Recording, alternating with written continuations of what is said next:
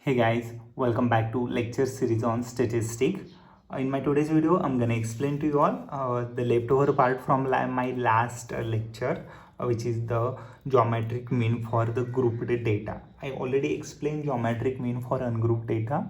Both are quite similar, guys. Geometric mean for group data and ungrouped data, both are quite similar. So if you want to understand geometric mean for the group data, you check geometric mean for ungrouped data in my description box. Okay, you will get that video there.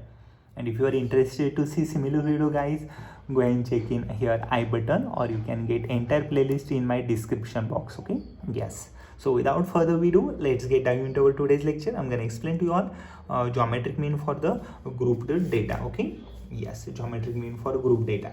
Now see that for the grouped data, we have a number of observation and class intervals are also given. Class intervals, frequency, these terms are present. Okay, these terms are present in our observation tables. Okay, so in such case we apply a geometric mean for the group data. Okay, yes. So for group data, we consider x1 to xn are the class intervals. Okay, so class interval x1, okay, comma x2, comma x3 up to xn. Okay, these are the class interval having frequencies f1,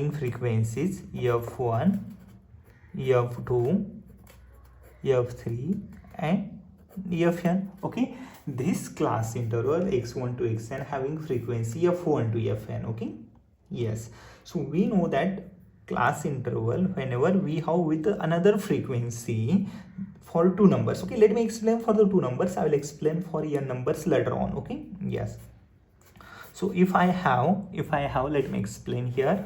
If I have x1 comma x2, these are the class intervals having frequency f1 comma f2. x1 has frequency f1, x2 has a frequency f2. Okay, so their geometric mean, okay, so we write their geometric mean x1 to the power f1 into x2 to the power f2. Okay, x1 to the power f1 multiplied by x2 to the power f2. Okay, and as we have two numbers, as per the rule of geometric progression, we take power 1/2. Okay, x1 to the power f1, x2 to the power f2 to the power 1/2. Okay, this is the geometric mean. So let me write here x1 to the power f1, x2 to the power f2 to the power completely 1/2, as we have two terms. If we have three terms, 1/3. If you have four terms, 1/4. And if you have n terms, 1/n. Okay, yes. This is the geometric mean for the grouped data, two number of group data. Okay, yes. But what happen if n number of group data are present? Okay, n number of group data are present, then we write its extension over here. Okay, the extension for this geometric progression, x1 to the power f1 multiplied by x2 to the power f2, okay, multiplied by x3 to the power f3 up to xn to the power fn.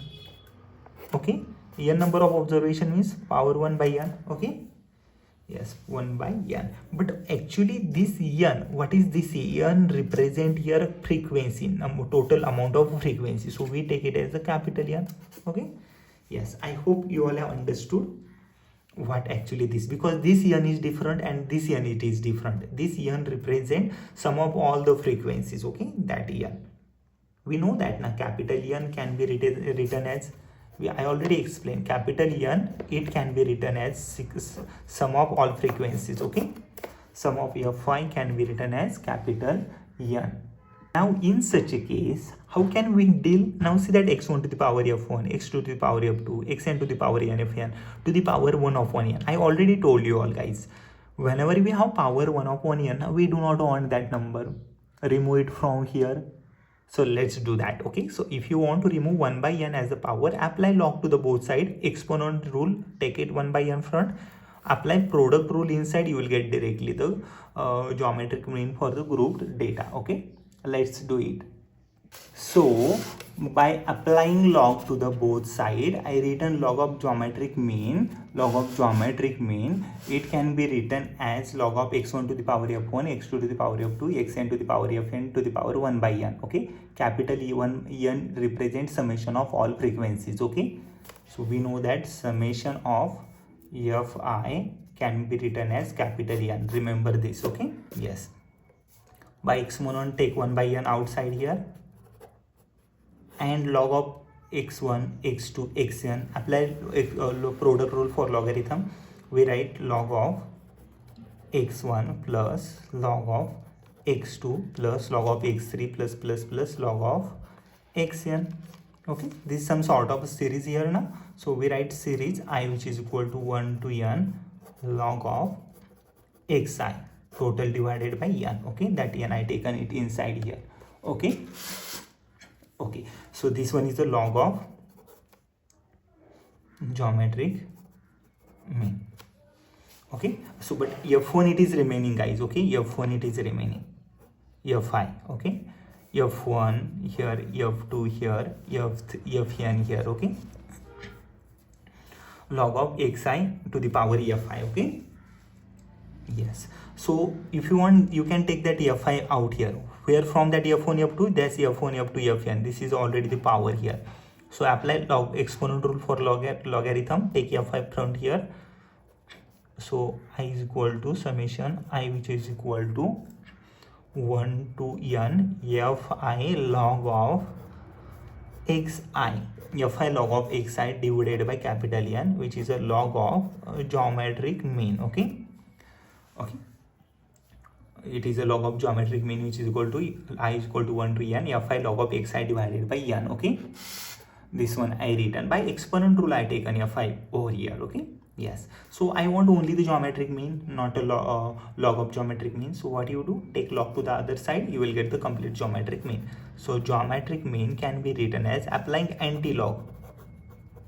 Okay, applying anti-log. Log anti-log can be removed. Okay, then I, which is equal to 1 to n fi log of xi. Okay, fi log of xi divided by n. Okay, bracket complete. This one is our required geometric mean. Okay, so capital N, this capital N represents summation of fi, guys. Okay, this one is capital N. I hope you all have understood this entire lecture. Okay, that we have to find out the geometric mean for harmonic progression. Okay, harmonic mean. Okay, sorry, geometric mean. We have to find out the geometric mean for our given data. Nothing it is difficult, guys. It's way easier. Need to remember this formula, it is way easier. So if you don't know how to remember, you can apply the form directly and find out this form. Okay, yes, geometric mean can be found by anti-log of I is equal to 1 to n fi log of xi by n. Okay, as you have calci allowed in your exam, you can take it directly anti-log for any number. Okay, yes. I hope you all have understood, guys, my today's lecture. It's way easier, not that difficult. I applied here only some results from logarithm. Okay, and then I got the geometric mean for our given data. Okay, that's it for our today's lecture. I hope you all have understood. Even after, if you found anything difficult, guys, let me know in my comment section. I will come up with the similar videos. And if you are interested to see similar videos, guys, go and check in my description box. You will get the entire playlist, or you can check in I button also. So that's it for our today's lecture. Thank you, everyone. Thank you for my today's lecture.